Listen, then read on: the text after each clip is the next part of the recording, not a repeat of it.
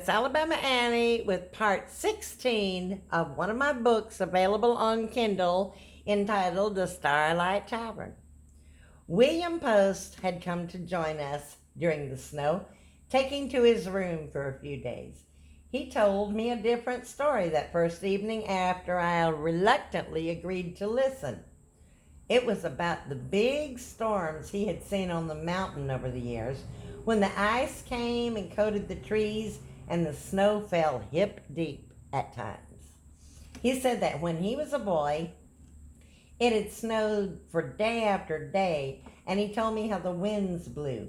He said all of the trees were coated with ice, and you could hear them snapping like matchsticks across the mountain from the weight of the ice and the snow. He said the storm even froze all of the waterfalls. He told me it was about a week before a wagon could pass along the rutted roads. After dinner that night, Aunt Mary hauled out a big box from somewhere. It was filled with Christmas decorations for the tree.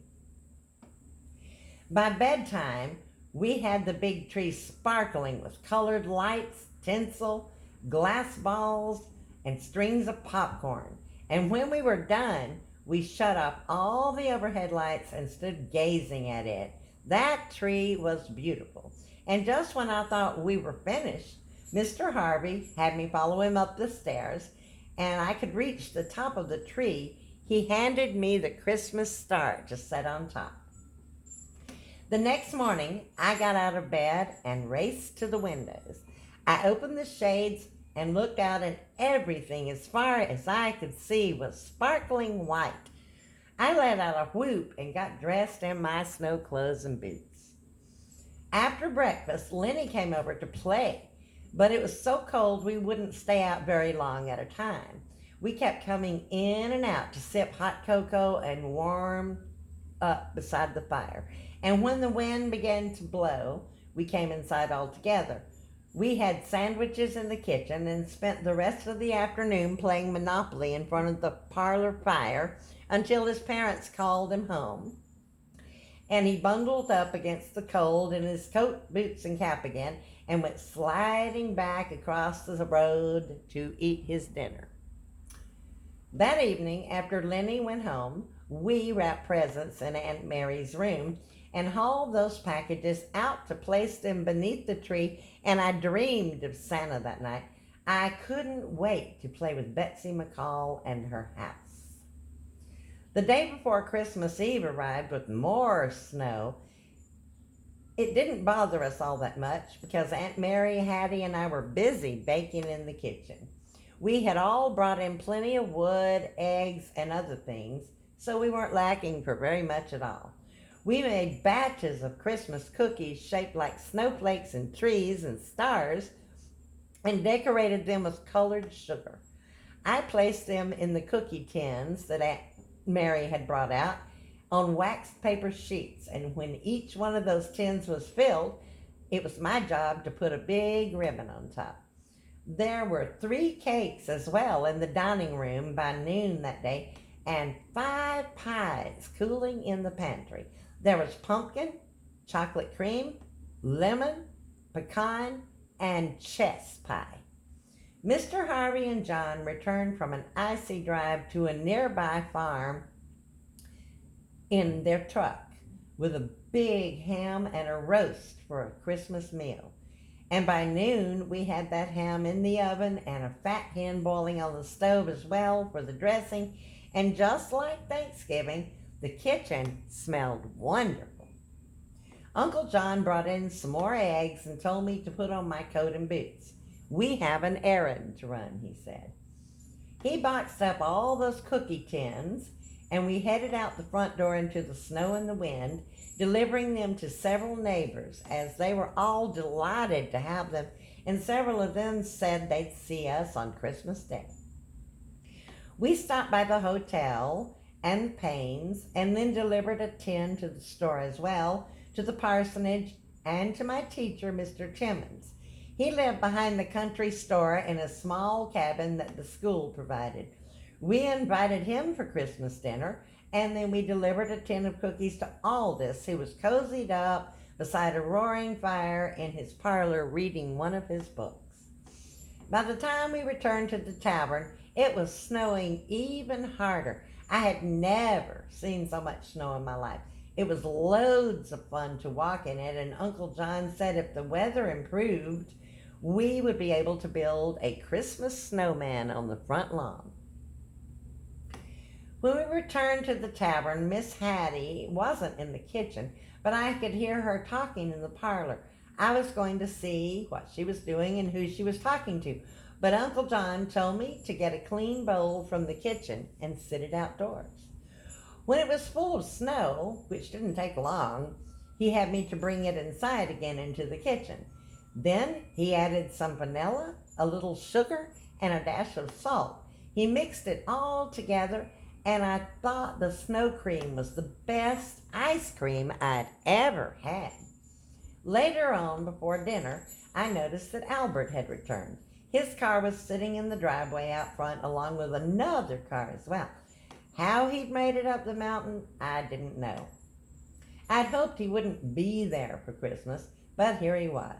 And I would try to be nice, I told myself, since he'd been nice to me, and I felt bad for ratting him out to Aunt Mary. I learned from Hattie that we had one room booked for the night. She said there was a family with a boy and a girl about my age who weren't going to take the risk of the rest of the drive to the grandma's house in Georgia. The roads were just too dangerous, they said. So I dashed out into the dining room and found them all having cookies and cocoa at the table. I started talking with the boy and the girl and helped myself to the cookies. The boy was crying because he thought Santa Claus wouldn't be able to find them if they stayed at the tavern.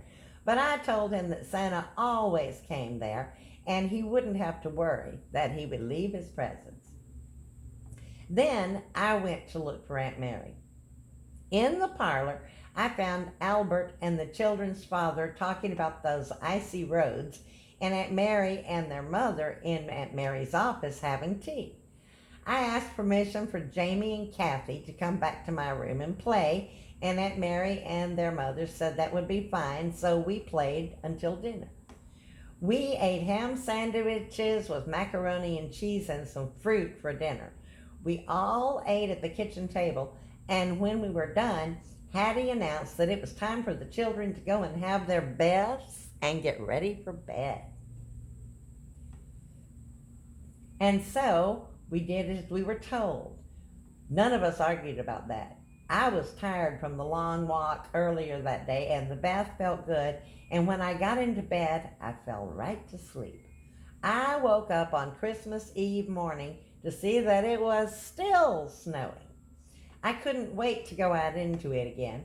I loved the way that snow crunched under my feet and how it tasted when I bit into it. And I loved the way it smelled. It smelled clean and fresh. The snow smelled wonderful to me, like spring rain.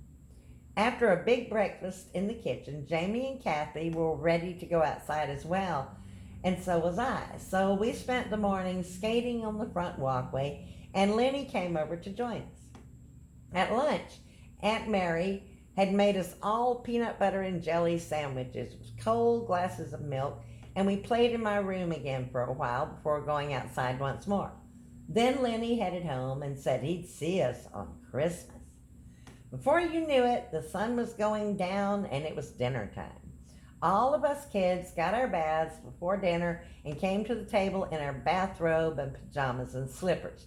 We ate ham with mashed potatoes, black-eyed peas, and cornbread with honey.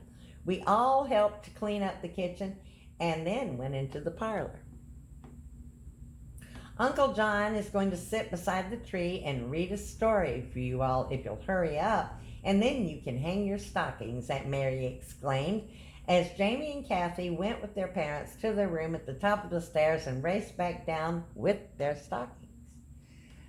Then we all gathered beside the tree as Uncle John read the story, and even Albert seemed to enjoy it. Aunt Mary brought out a plate of cookies and a glass of milk for Santa and sat it on the table beside the fireplace, and we all listened as Mr. Harvey said a Christmas prayer, and after that We took turns hanging our stockings beside the hearth, but I had one concern.